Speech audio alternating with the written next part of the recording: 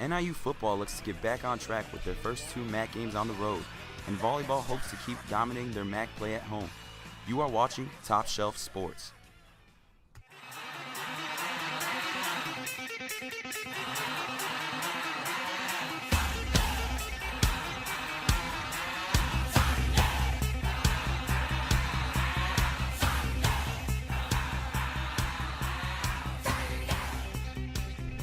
Hello everyone, and welcome to Top Shelf Sports.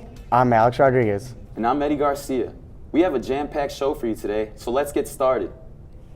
The NIU football team rolled into Muncie looking for their first win of the season against their rival, the Ball State Cardinals. Huskies redshirt senior quarterback Anthony Maddie showed up hungry for a win as he controlled the offense, throwing for nearly 300 yards and rushed for over 160 yards on the ground.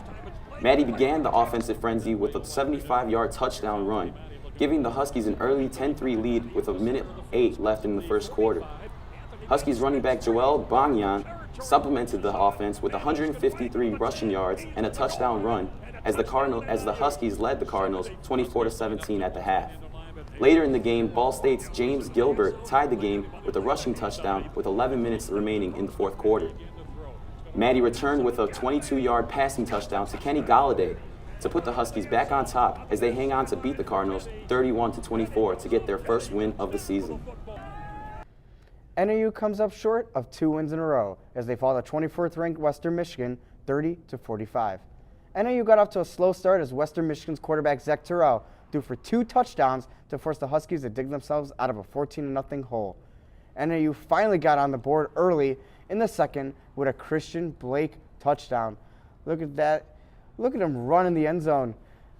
NIU quarterback Anthony Maddie threw a 26-yard touchdown to Shane Wyman to bring a one-possession game. And then a string of impressive field goals by NIU kicker Christian Hagan brought the Huskies within 1 point of the Broncos.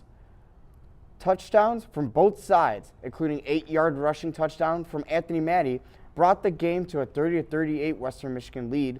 And then Western Michigan was able to give the final blow to NIU with a 2-yard rushing touchdown by their QB, Zach Terrell. NIU had nearly 500 total yards of offense as they continue to prove their game but lose on Saturday. NIU volleyball took on the Ball State Cardinals last Friday, looking to stay dominant in the MAC conference. The Huskies dominated the Cardinals as Taylor Crage spiked it past Ball State to start the match. The Cardinals keep the volley alive as they set the ball up perfectly to Lauren Zielinski to spike it for the kill. Then number 6 Chandler Kinley sets up a perfect ball for Mary Grace Kelly to extend the Husky lead.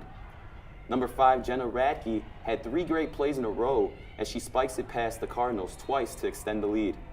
Chandler Kinley sets up the little tip in for Radke as Ball State comes up short for the save.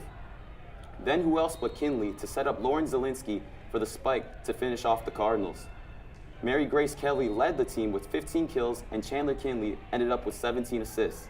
The Huskies ended up beating the Cardinals 3-0.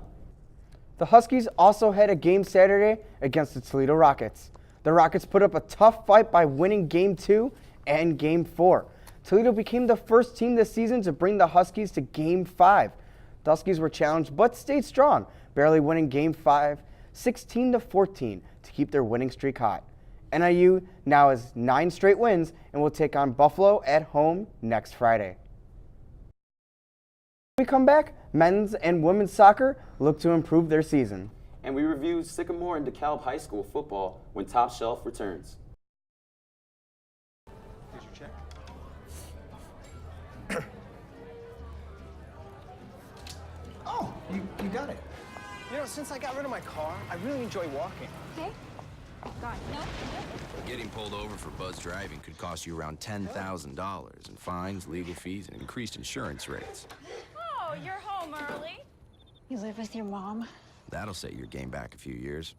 Buzzed, busted, and broke. Because buzz driving is drunk driving. Welcome back to Top Shelf Sports. Let's keep the ball rolling with some NIU soccer coverage from this past week. Women's soccer is 500 in MAC play this year and look to take another win against Ball State, who is undefeated in conference. Ball State scored early in the 26th minute, and NIU could not get a shot during the first half. The Cardinals would score again in the 68th minute and keep the Huskies scoreless throughout the rest of the game. The Huskies look to snap their two-game losing streak Friday versus Akron. Men's soccer has been struggling recently as they have only scored 1 goal in their past 4 games. The Huskies came back with their 4th tie against UIC and then tied at 0 against Western Michigan. Their last game versus Eastern Illinois was scoreless until the Panthers scored a goal in the 17th minute. The Huskies' next game will be at home against Akron next Saturday. Now to high school football.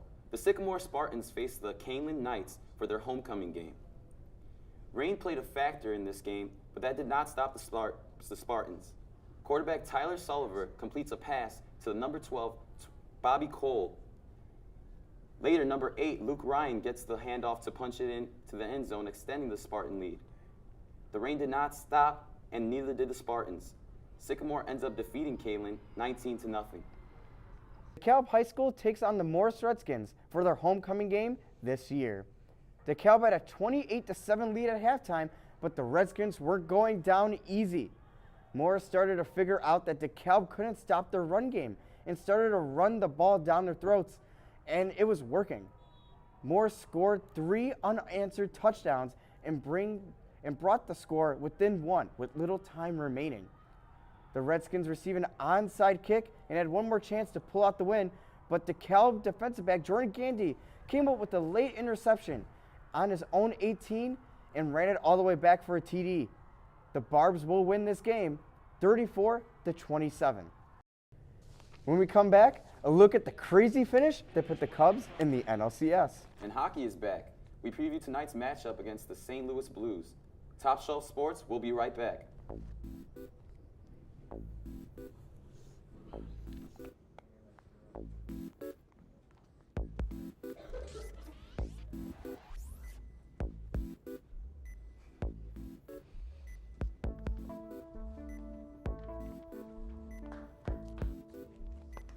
We are back with more Top Shelf Sports. It was a crazy night for the Northsiders, and guess what, Blackhawks fans? The boys are back in town. Emma Kane joins us in the Sports Hub for our Chicago sports coverage. Thanks, guys, and welcome to the Sports Hub. It looked as if the Cubs would be heading home for a Game 5 against the Giants. The Giants seemed to have total control of the game. Bottom of the 5th, San Francisco's Brandon Crawford hit the ball to deep right and looked as if it would be a home run, but instead it bounces off the wall and into the field of play. Fowler picks it up, and now Gillespie is up. It's singles to center. Scoring on the play is Hunter Pence, and it is a 4-2 game. Now Blanco hits it to left. Zobrist makes the play. It's a sac fly, now a 5-2 game. Zobrist now up in the top of the 9th, and he doubles down the line. Scoring on the play is Chris Bryan, and it is a 3-5 game. Cubbies still alive. Wilson Contreras singles up the middle. That'll score 2, and the Cubs have tied it in the 9th. The shocker. Everyone pumped up in the dugout. Zobrist gets all the high fives. Now the hero, Javier Baez, singles up the middle. Hayward scores. It is a 6-5 game. The Cubs have shocked everyone. Now Chapman strikes out Brandon Belt in the 9th. 6-5 win. Cubs NLCS bound. Andrew Luck and the Colts took on Brian Hoyer and the Bears last Sunday, not Jay Cutler. Second quarter, 4th and goal for the Colts. Luck drops back to pass with the fake, and he finds Dwayne Allen into the end zone. It's going to be a 10-3 Colts lead. Now Brian Hoyer backs the pass after the touchdown and finds Cameron Meredith, who turns upfield, slips a couple of tackles, and is finally brought down to the 13. Down 13-6 in the quarter. Hoyer drops back to pass, lofts a beauty to Meredith in the back of the end zone to tie the game at 13. Meredith finishes the day with 9 catches, 130 yards, and 1 touchdown.